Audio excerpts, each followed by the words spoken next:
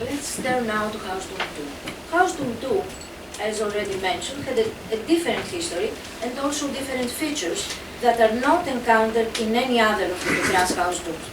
Before the construction of the house tomb, a large pit was excavated in the soft bedrock, and you can see it there, and of course you can see very clearly the walls of the later house tomb, which are up on an upper level. Anyway, this pit received a primary burial of a man older than 45 years and several more secondary burials. As you will see, House Tomb 2 also, in the later phase of its use, the real House Tomb, was the only one which produced 2 more primary burials, again of men over 45 years. Now, this pit, you see of course the primary burial here, okay, and there were bones of other individuals around. So, this pit contained also 5 large lithoid jars. They are almost 50 centimeters high, they're very substantial containers, with light and dark decoration. Again, a unique feature in the cemetery.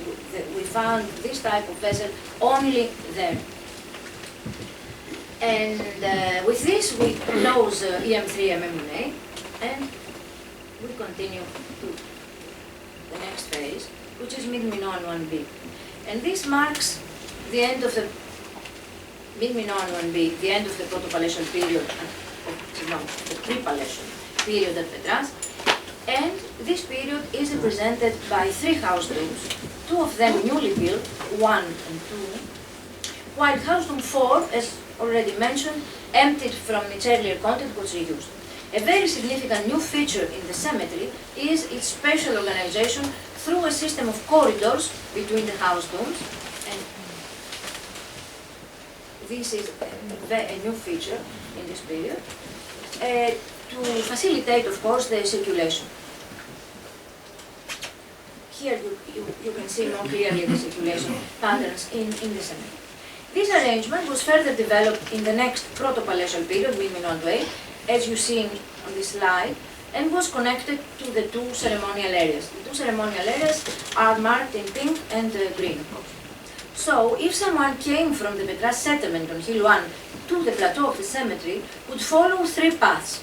The first one to the east and south, like this, and towards House Tomb 2 and its particular ceremonial area 1, one could go here to visit this tomb and this ceremonial area, or go north, and then turn here and visit this ceremonial area, or continue north and visit these, all of these are Proto-palatial. Further to the north, the Proto-palatial house tombs 7, 8, 9, 10 and 11. And of course the central and the northern part of the ceremonial area in green. All house tombs have 1 entrance, and only House Tomb 2 has 2 entrances. The entrances are either diametrically opposed to the ceremonial areas or at an angle of 90 degrees. None is facing the ceremonial areas, of course for obvious reasons, separating thus the areas of the deposition of the dead from those of the ceremonies of the living. Many rooms have no doorways and must have been accessed through the roof. In the late pre-palatial period, MM1B, the cemetery expanded gradually to the north, with the exception of House Tomb 2, which is here at the south end. So, you see how this developed. To the west, the west part of House Tomb 1 is covered by the Late Minoan III rectangular megaroid building. More about it later. Furthermore, the southern wall of the Late Minoan III perivolos, there,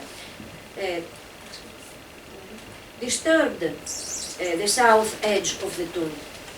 House Tomb 1, as preserved, has 9 rooms and measures a little more than 40 square meters. No entrance is preserved. There must have been one on the west wall, aligned to the doorway here on the internal wall. So here, of course, underneath this later building, but it was not found. The rooms of the House Tomb 1 belong to 2 types. They are almost square, as you can see, measuring 2 by 2 meters, or rectangular, measuring 4.5 by 2 meters. In room 5, a shallow pit was excavated, there, you can see it, which held a secondary burial of a child and few fragmentary vases.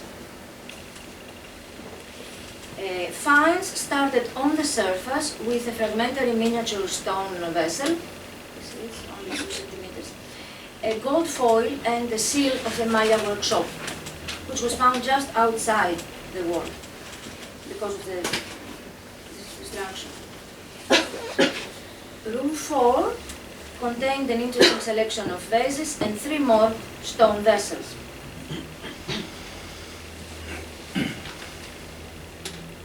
Room 5 contained a cluster of pottery, you can see here, as found. And as I said, there was also a shallow pit here, cut into the bedrock, a small one, it's about 80 centimeters in diameter, with the bones of a child and parts of an amphora. Room 6, a very interesting room which preserved a very deep deposit, is a rectangular room there. It was more than 1 meter deep, contained a very large quantity of secondary deposition, lots of bones, together with pottery, especially serving and drinking vessels, as you can see, as well as some gold bands. The small areas here, 7 and 8, produced a complete baked mud brick, which is a quite unusual find, offering evidence for a mud brick superstructure of the house tombs, as well as a unique imported bead of gold and lapis lazuli imported from the Eastern Mediterranean in a disturbed layer.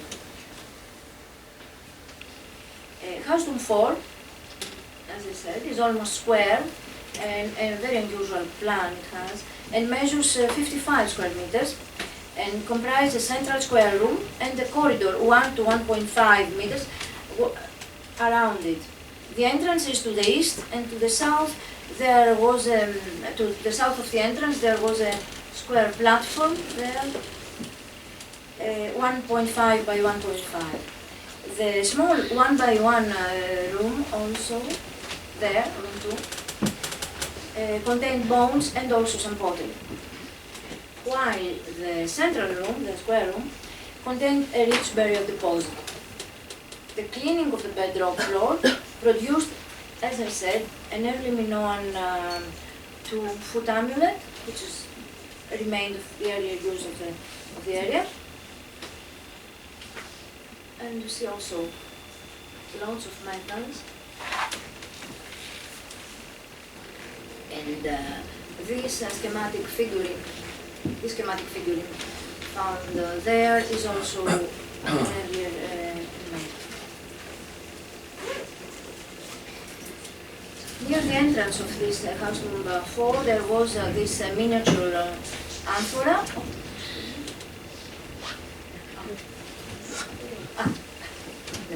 This miniature amphora and a beautiful Petras seal with an hieroglyphic inscription. At the north part of the corridor, a schematized early Minoan marble figurine, as I said, was there. Now, House Tomb 2, as I said, is an important building with many particular features. It is situated at the southernmost area of the plateau and was constructed in Middle Minoan IIIB on top of the large lacos. We don't know whether these lacos belonged to an earlier house tomb or were just a lacos. We don't have evidence for that. House Tomb 2 continued to be used throughout the Proto-palatial, and it has 9 rooms and measures more than 50 square meters. The plan, as you can see here, was initially rectangular, and then these two rooms were added to serve as storage areas for vases that were used in ceremonies. And there is this ceremonial area, open area, connected only with this house. At the same period, I believe, of the addition of these two rooms, 6 benches were built around the external walls, an architectural and functional feature almost unique in the cemetery, with only one more bench. And also, there is a stepped platform here at the eastern side, towards the ceremonial area. House Room 2 is connected to the ceremonial area to the east, and this area measures more than 150 square meters. Access to this ceremonial area is controlled, because you see how narrow it is. And then there is this arrangement here with 3 niches that I believe they were connected with wooden constructions, maybe with removable wooden panels. Special features of House Room 2 include its position, the internal arrangement and the function of the rooms, the use of ceramic burial containers, because we have larnax here, the presence of primary burials, and the connection, as I said, with a special open ceremonial area. Now, room 1 measures 8.5 square meters and has 2 doorways, again a unique feature, one external and the second one internal, leading to room 4. In room 1, finds started almost on the surface layer, including a Middle Minoan II stone bowl, a lamp there, and a plate in connection with the skull of an older male. Slightly deeper, there was a pithos containing the burials of 2 adults, one of them primary, of a male over 45 years of age, and underneath there was a jacklet. This one, we saw another one before, imported from South Central Crete. Adjacent to the pithos, parallel to the east wall of the room, there was a larnax, preserved, you can see how they were here, and this larnax was preserved by 2/3, it was not complete. On top of it, a pair of bronze tweezers with silver nails came to life. The larnax contained again 2 burials, one primary in contracted position and the secondary. The only grave goods in the container were 2 fragmentary cups. Room 2 measured 5.5 square meters, and on the upper layer there were 2 fragmentary pairs of tweezers, again one with silver nails. In this context, I need to note that polymetallic metal objects indicating a sophisticated metallurgical technology are quite common at Petras, but very rare elsewhere. The burial layer comprised bones of 4 individuals, 3 children and 1 young adult. So no adults in this. Rooms 4 and 5 were practically empty, but room 3 was the most important and more rich in finds, not just of this particular house tomb, but probably of the whole cemetery. It measures 8.5 square meters, and among the fallen stones, almost on the surface, there were a female skull and the upper part of a larnax. The cleaning of the bones produced 3 unique, exquisite, as you can see for yourself, seals made of jasper and carnelian, 2 of them with hieroglyphic inscriptions. These seals are more or less unique and are of high artistic and historical value. One of them, as you can see, has this beautiful picture of a lady with a spear, which might be also an hieroglyphic sign and not a pictorial thing. And the second one, this one, beautiful carnelian, and this is probably the earliest representation of the Egyptian test in Egypt. Other finds included bronze tweezers and gold jewelry, a few ceramic vessels, and some beads made of gold and carnelian. The human remains in this context belong to 3 individuals, 2 adults and a child 2 to 3 years old. We have all ages, and of course both sexes are represented in the cemetery. The larnax contained the primary burial of a man older than 45 years in a contracted position, without any offerings, and a long bone from another individual. As this burial container was fragmentary, without lid, and was facing the wall, its mouth, let's say, was against the wall, not looking at the roof, and one can safely assume that it was in a secondary use. Below the floor of the larnax, another beautiful three-sided prismatic seal was found, made of donne, which is here, with the image of a wild goat. This is below the floor. As I mentioned earlier, in a deeper level of the area of room 3, there was the pit that we saw with the primary burial and the large lithoja. And that was cut before the construction of house 2. Now, we continue. Room 9 was in a semi-open space, it's there, like a porch to the north of room 3, and contained the remains of another 4 adults and one 12-year-old child. So even here, it was open to the north, so there were burials also there. And rooms 7 and 8, as I indicated, were a later addition in the proto-palatial phase and were used exclusively for the storage of vessels serving at the ceremonies connected to ceremonial area 1 to the east. So you see some of these vessels. This is the ceremonial area 1 to the east of house 2.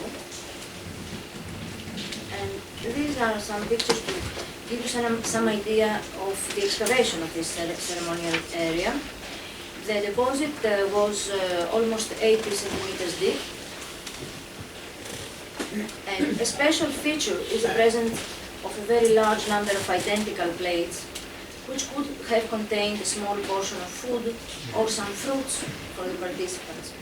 We calculated that they can hold 5 to 6 figs or 12 to 15 almonds. Indeed, the paleobotanical study by Early Margariti of the remains showed that there were well-preserved carbonized figs and almonds in this area. Also, there were 70 larger plates with light on dark and dark on light decoration in this ceremonial area. And you can see the panels from Magna Carta. The ceremonies included also drinking, of course, and we excavated a large number of drinking cups of various types and shapes, the most interesting being this cantharoi with beautiful Kamaris decoration.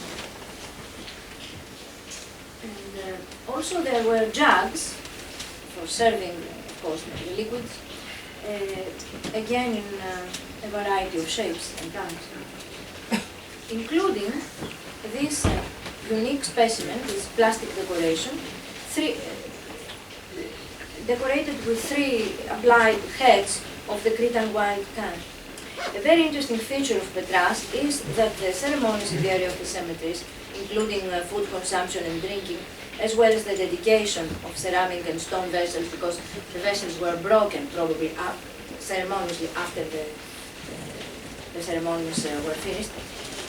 And so these areas continue to be used throughout the proto-palatial period, contrary to what was happening in other palatial sites in Crete. Also, given the spatial arrangement of the Petras cemetery and the corridors between the tombs, it is probable that older buildings, no longer in use, were repaired and continued to be part of the memory landscape, because in any case, we didn't see any destroyed earlier tombs that were covered with later material. This was not the case. Anyway, in the proto-palatial period, when Petras had a palace, the cemetery expanded to the north and flourished. House Tomb 2 and Ceremonial Area 1 continued to be used, and 5 at least, because the excavation is not finished at the north end of the plateau, 5 at least new house tombs were built, 7, 8, 9, 10 and 11. They were served by a large ceremonial area, you see there, of more than 250 square meters. Elites at Petras, connected with the palatial administration, continued, probably as we can see, to compete in their funerary contests.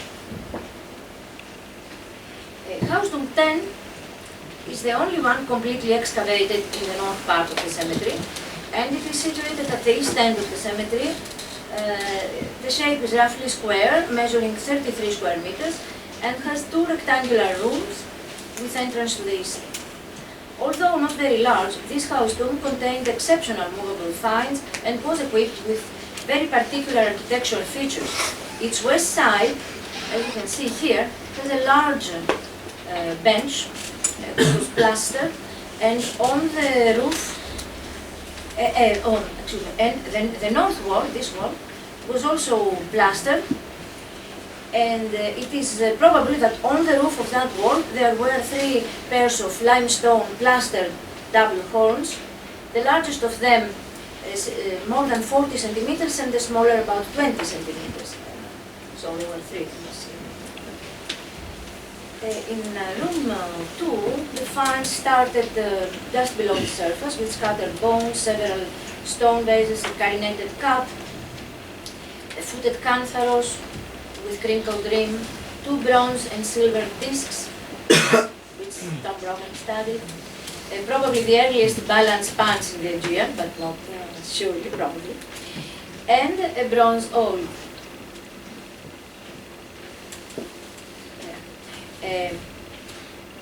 At the south end of the room, there were 2 concentrations of bones, with at least 4 skulls and many long bones. The first one was accompanied by a simple gold ring and 2 3-sided prismatic seals of the Maya workshop, and ceramic finds included 2 cups and a large basin. This is a very large, about 50 centimeters in diameter. The second cluster of bones included a Middle Minoan II jug and 1 more bronze disc. You see, we have to give numbers to each and every bone in this excavation. This is the only way that the people who study them can make some sense of what they have. So it's a very difficult excavation. In room 1, almost on the surface, there was a small limestone pair of cones of consecration there, you see. And near the entrance, a Middle Minoan II jug. On the floor was cut in the bedrock, there were more concentrations of bones. The first one accompanied by a carinated cup. Okay. And a zoomorphic seal depicting 2 crouching lions. With the second bone cluster, there was a pet shaft seal with the image of a lion, made of spondylus shell, and another carinated cup, and a 3-sided prismatic seal there, made of carnelian with an hieroglyphic inscription. A very unusual find, especially in this proto-palatial context, was a very large number of beads found on the floor of various sizes, made of silver, gold, bone, and various stones. In room 1, 45 beads were found during the excavation, and another 200 measuring 1 to 2 millimeters, so very, very small, came from the flotation of the soil. Because we flotate the totality of the soil. The western wall of House Tomb 10 was equipped, as I said, with a plastered bench. Unlike the low benches of House Tomb 2, on this bench, one could easily sit. Another unique feature in the Petras cemetery is that the north wall was plastered, and here you see plaster still, it was white, still in situ. This white plaster was of very good quality, similar to the quality of the plasters of the first palace. Furthermore, just outside the north wall, in the ceremonial area, we found fragments of drains fallen to the north, and this suggests a permanent solid roof. You see the drains there. Also falling in the same area, there were two more pairs of horns of consecration, one large and one smaller, together with the one found in the adjacent room, which was fallen in the inside of the other room. They could have decorated this wall, the roof of this wall. Yes, the roof. The north facade of house room 10 faces ceremonial area 2, which contained, as you can see here, a huge amount of pottery, figurines and other offerings, including this unique rhyton in the form of a sphinx, one of the earliest sphinxes in the Aegean, imitating, of course, as you can see, Oriental prototypes. This is just to give you an idea of the amount of pottery in ceremonial area 2, which amount to 1,000 kilograms. 1 pound. Contrary to ceremonial area 1, there were very few plates in this area and many vases with plastic decoration. So there is this difference. Including these 3 unique rhyta, which imitate architectural features. Unfortunately, they are not complete, but they have pillars, they have horns of consecration, etc., and they are decorated in the Kamaras decorative fashion. The other 4 protopalatial house tombs have not been completely excavated as yet, and I will show you only a few really exclusive finds from them, such as this silver and gold ring from house room 9, and from house room 11, which contained also several seals of the Maya workshop, 4 of them, I believe. There was another unique find. We found 11 of these figurines. They are decorated again in polychrome decoration. You can see the drawing here. And the necks are pierced, and they were suspended from this disc. This is a clay disc, again, as you see, with Kamaras decoration. These are about 7. They are identical, but of course they are not mold made. They are 7 centimeters high. This is about 8 or 9 centimeters. There are the respective holes here for the suspension, and it was like this.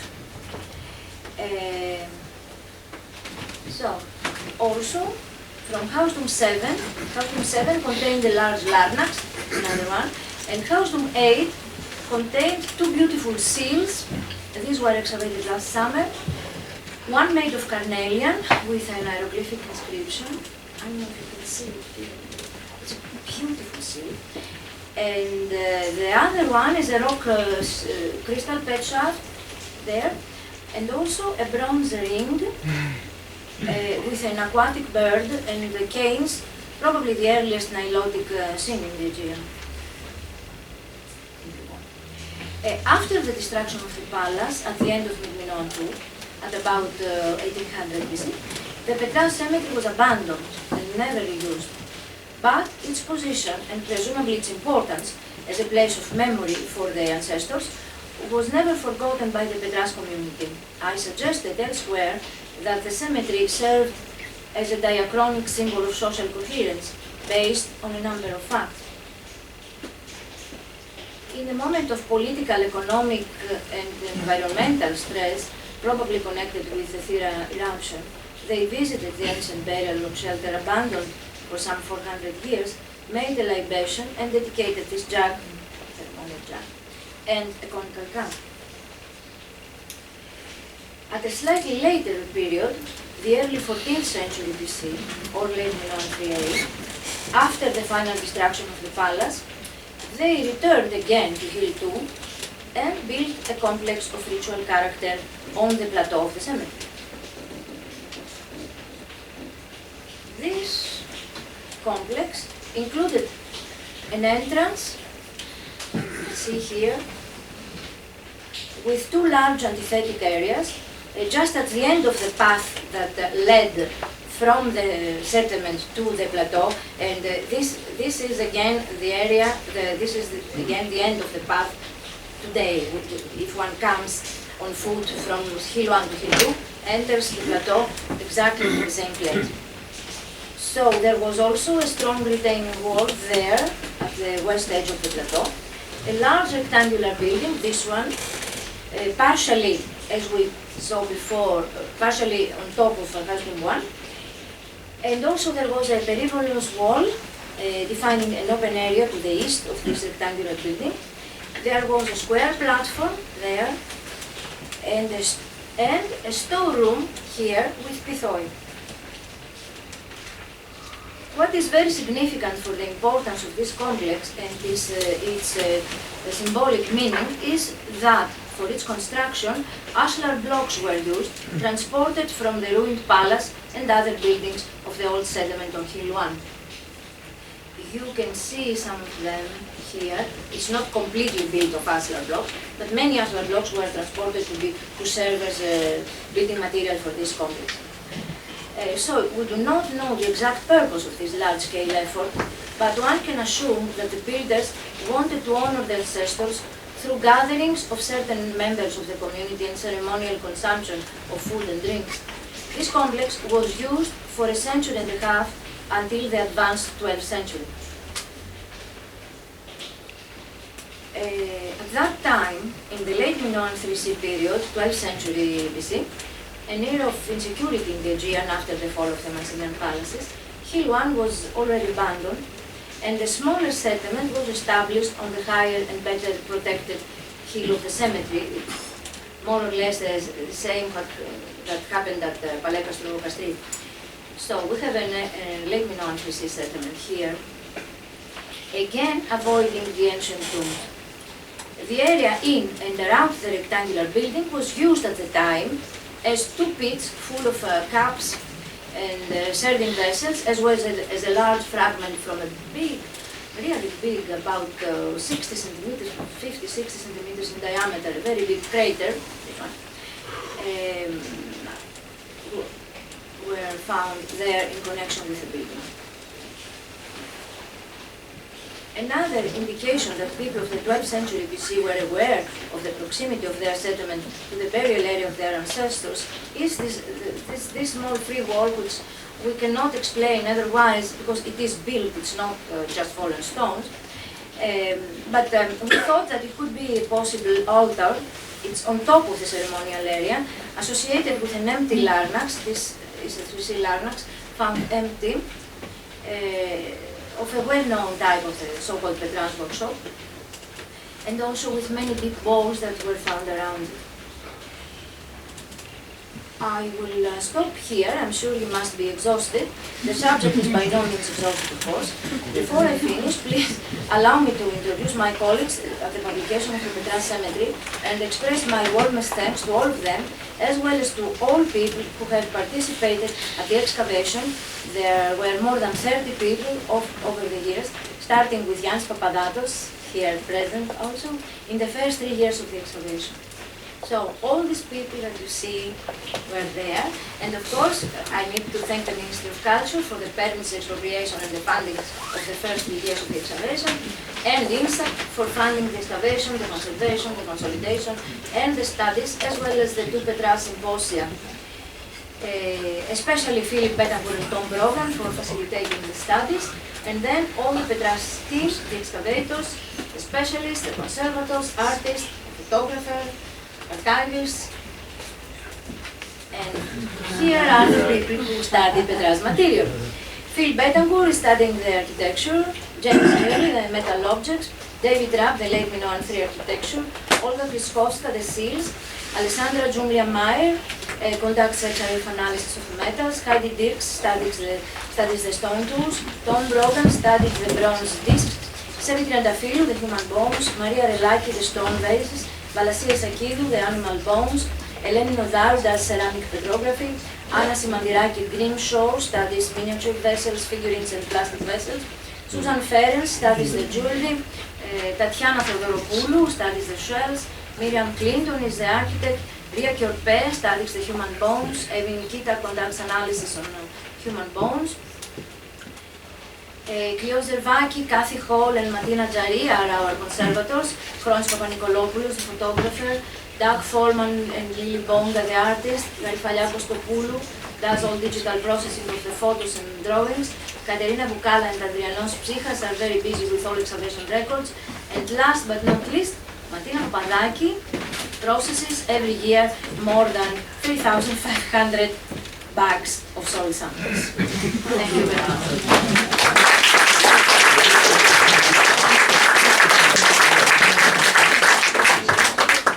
There must be at least one question. Possibly two comments. Who is going to be the first? Who has a comment, question, observation? Donald. We'll have a number of minutes. Good.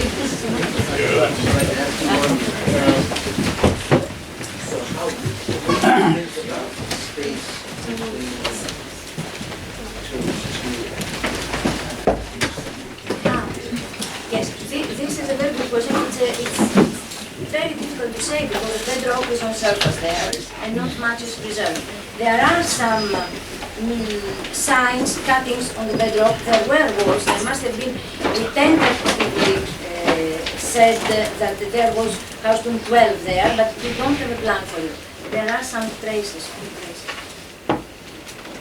Question one. Question two. Okay, while he's thinking, yes, Chris.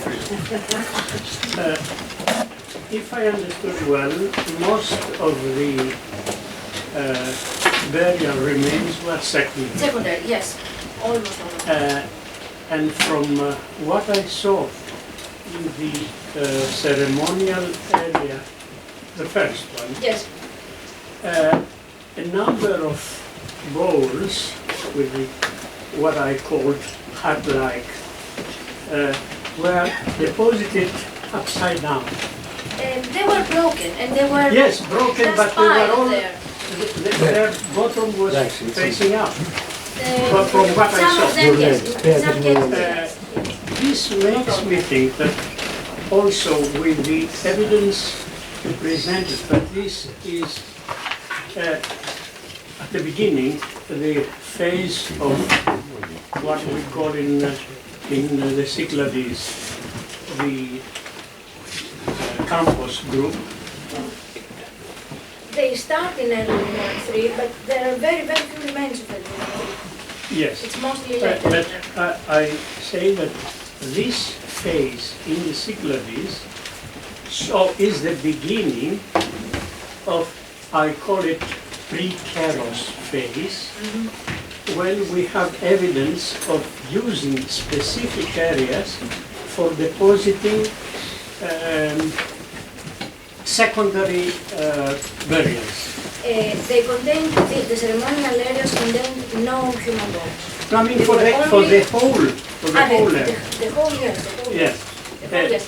This makes me think that perhaps this area was designed right from the beginning for the transfer of burial remains from different parts, as we have.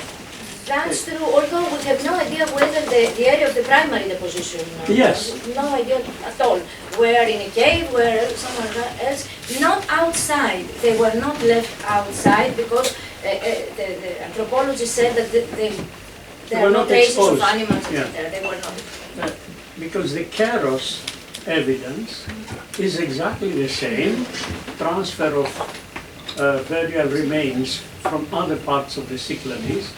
But before Keros started, we have some evidence, of course there has to be an excavation there, in the Anokoufonisi of this happening. So it is at the beginning of, it is in the phase of campus group, and later it developed using Keros as the deposition. There is a problem, there are many problems, but there is an important problem with the chronology of Petras, because in the rock shelter we have Early Minoan IIIB, while what we found last summer, the earliest house tombs were Early Minoan II. So we don't have on the plateau remains. There might have existed before, but they were destroyed. On the plateau we don't have that. We have only in the rock shelter, and the campus wood pottery comes also from the rock shelter. Thank you. Tom? Yeah, so what really stands out for me now, having seen it talk, is that you're really starting to separate the Minoan IIB phase from the Minoan II phase at the cemetery. That's really impressive. And I wanted to push you to see where you think it's going. I realize you have to dig more of the house tombs around the Bogan deposit too at the north. But it seems to me that you're starting to see a more elaborate architectural structure. There's more of an emphasis on the building, the way it looks. Yes. And I mean, you start to Also see all these the differences. arrangement, The horns of consecration. There's more wealth in that tomb. I mean, you only showed some of the metals. There's actually a lot of to gold be and expected silver. in the proto-palatial phase, of course. Yeah, and so, I mean, what are the big differences, both in terms of ritual, in terms of what's happening in the earlier, what would be the 1B phase in terms of those spaces? And then they're elaborate how they look. First of all, the grave goods, there are many important grave goods of imported materials, etc. Even in the earliest periods. We have ivory, we have gold, we have silver from the Cyclades, we have imported since the beginning of the cemetery. And we have also early seals, Early Minoan III seals. But then, of course, in the Proto-palatial, you see that it's more well organized. We have all these corridors. The ceremonial areas are very intensively visited, and there are many tombs. We have excavated 7, 8, 9, 10, 11, 5, which is a large number. Before there were 3 for each period. We have 5 and 2, so 6, and it's not finished. So the proto-palatial period is a very important period for the cemetery. Although not all house tombs are of the same level, Yeah, I guess that's where I was going. All had seals, but you know the seals of the Maya workshop are not so important as the other seals of carnelian, etc. Gold is present more or less everywhere, and we have metal objects everywhere.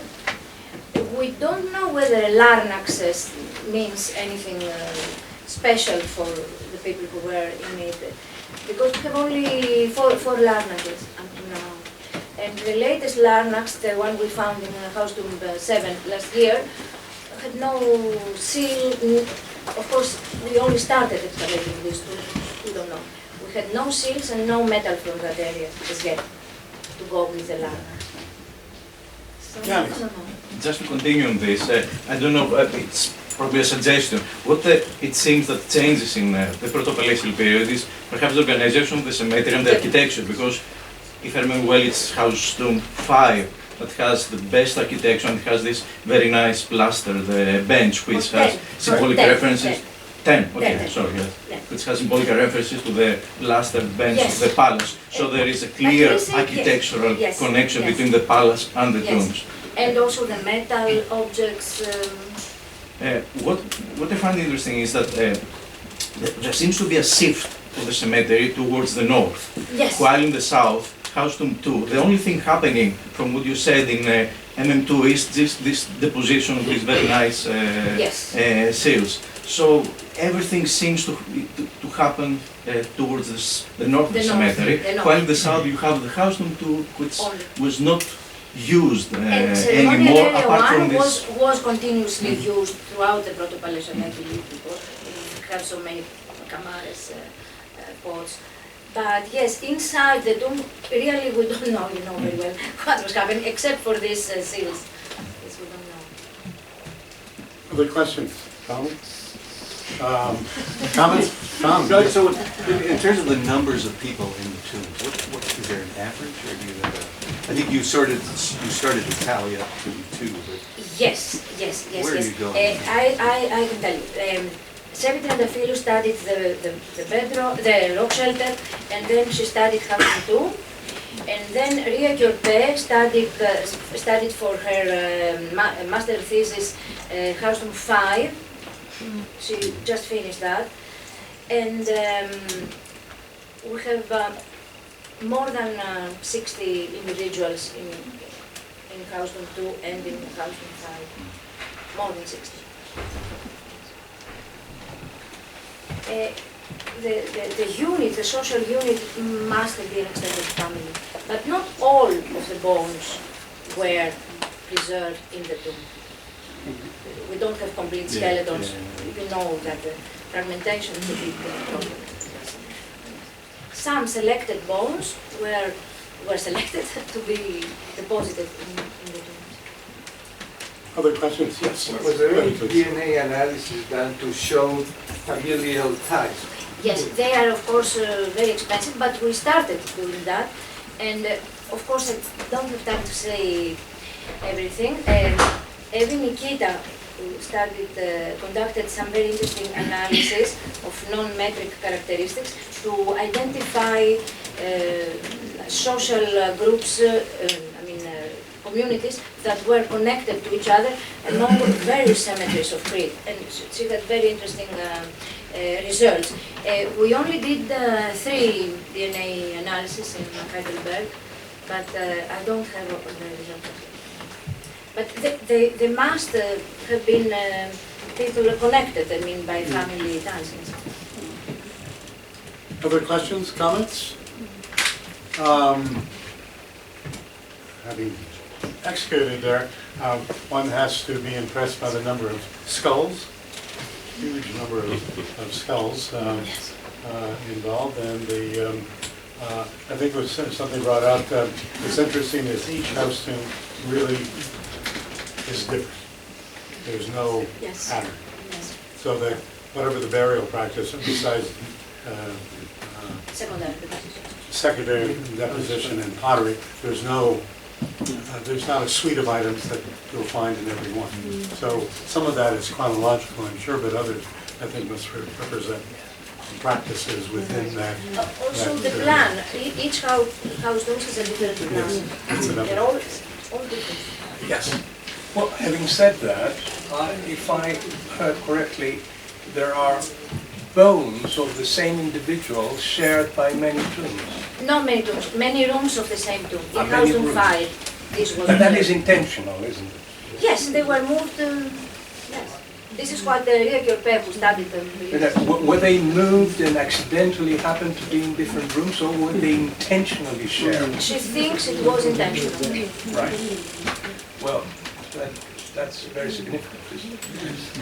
If you've seen the material, and if you were at the last Thursday about Kamasa, is that these bones are in very fragmentary condition, and to be able to identify bones from one individual scattered among many rooms, and they tend to look similar, though to an osteologist, obviously they don't, is a remarkable activity. So there's this move. Well, one is sort of a comment and sort of a question, which occurs to me, which is interesting to sort of follow up on this discussion of MM1B and MM2A, which I think is, given the deposition, is going to be sort of harder to sort out. I mean, then we can sort of see the latter part of it with the formalization in MM2A, like Yannis and you commented, but I think what's interesting is the contrast with the changes that we see on the lower hill, on the palace hill. So you really do have a kind of seamless continuity from 1B into 2A, but then we have this abrupt sort of structural change at the beginning of 2A in the palace. So that is remarkable as well.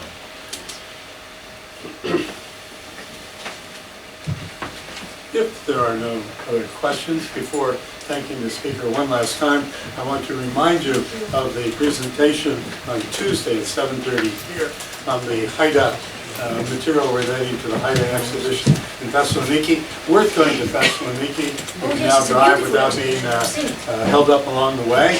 And then in 2 weeks' time, we have Sarah Nash, who is now in the kitchen, but you'll see her. She has the gray top. We'll be talking about the Roman portraits representing Hercules and Apollo. And then you'll be notified about the walk, the peripetos, and our annual meeting, and our symposium, our colloquium. So we have a lot for you. In July, we let you walk. In July, August, you do what you want. Anyway, thank you.